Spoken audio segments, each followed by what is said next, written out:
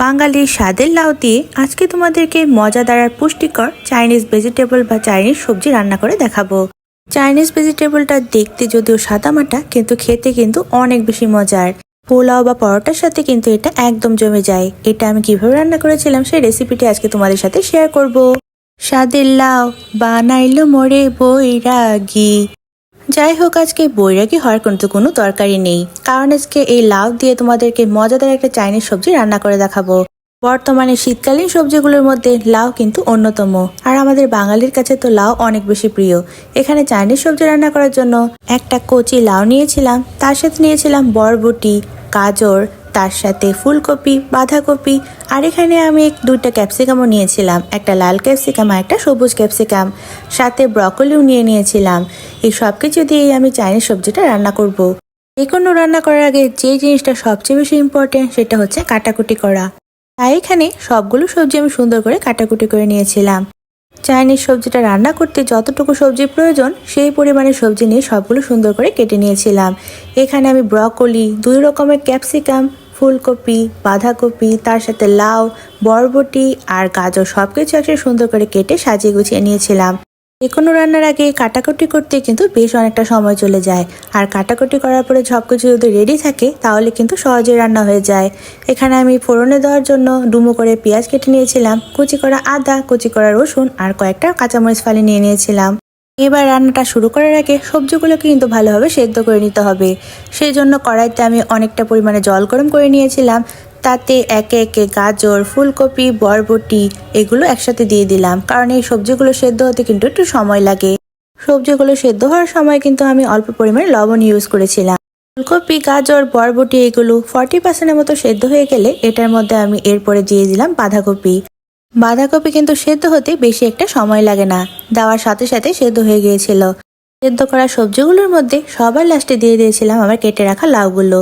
এখানে লাউটা সবার লাস্টে দেওয়ার কারণ হচ্ছে লাউটা কিন্তু আগে দিলে গলে যাবে আর দেখতেও তেমন একটা ভালো লাগবে না, তাই সবার লাস্টে দিয়ে দিয়েছিলাম। লাউগুলো সহ সবগুলো সিদ্ধ হয়ে যাওয়ার পর আমি নামিয়ে নিয়েছিলাম। জল যখন ঝরিয়ে রেখেছিলাম তখন এটা থেকে আমি বাটিতে করে যে ভেজিটেবল স্টকটা ছিল সেটা অল্প রেখে দিয়েছিলাম। এখন আসল রান্না শুরু করা যাক। এর জন্য কড়াইয়ে আমি অল্প পরিমাণে তেল দিয়ে নিলাম, তার মধ্যে রসুন কুচি, তার সাথে আদা কুচি আর ডুমো করে কেটে রাখা যে পেঁয়াজগুলো ছিল সেগুলো দিয়ে দিলাম। এগুলো আমি অল্প কিছুক্ষণ লাল লাল করে ভেজে নেব।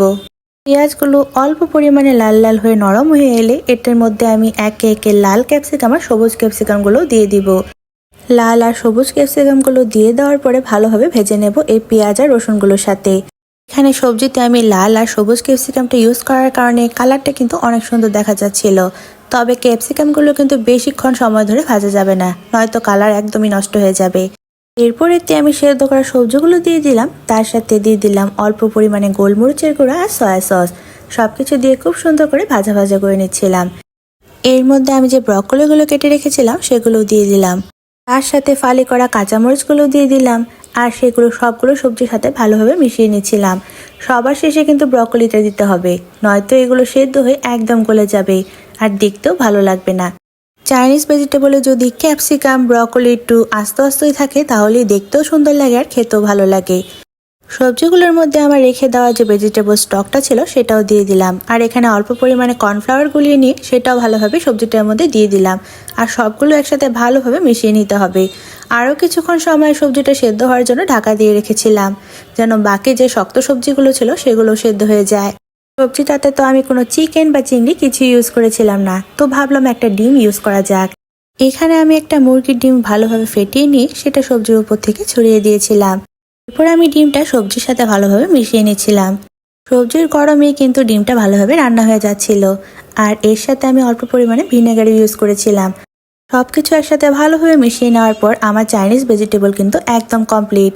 বাঙালির স্বাদের লাউ দিয়ে এত মজাদার একটা চাইনিজ সবজি রান্না করেছিলাম, এটা পরোটা বা পোলাওয়ের সাথে খেতে কিন্তু দারুণ লাগে। যদিও এটা দেখতে সাদা মাটা, তবে খেতে কিন্তু অনেক অনেক বেশি মজার, তার সাথে অনেক পুষ্টিকর। তোমরা কিন্তু বাসায় চাইলে এটা অবশ্যই ট্রাই করতে পারো, আর রেসিপিটা ভালো লাগে তোমরা তোমাদের টাইমলাইনে শেয়ার করে রাখতে পারো। সেই দিন আমি বাসন্তী পোলাও রান্না করেছিলাম, আর সেটাই সাথে যে চাইনিজ সবজিটা রান্না করেছিলাম সেটা খেয়ে নিচ্ছিলাম। সত্যি বলতে পোলাওয়ের সাথে কিন্তু চাইনিজ সবজিটা খেতে বেশ মজা লাগছিল। এই সবজিটা এতই বেশি মজার যে এটা শুধু শুধু খেতেও অনেক বেশি ভালো লাগে।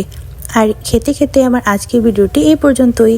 তোমাদের সাথে পরবর্তী ব্লগে আবার দেখা হচ্ছে। ভিডিওটি ভালো লাগলে কিন্তু অবশ্যই একটি লাইক করে দিবা সবাই। Thanks for watching, by.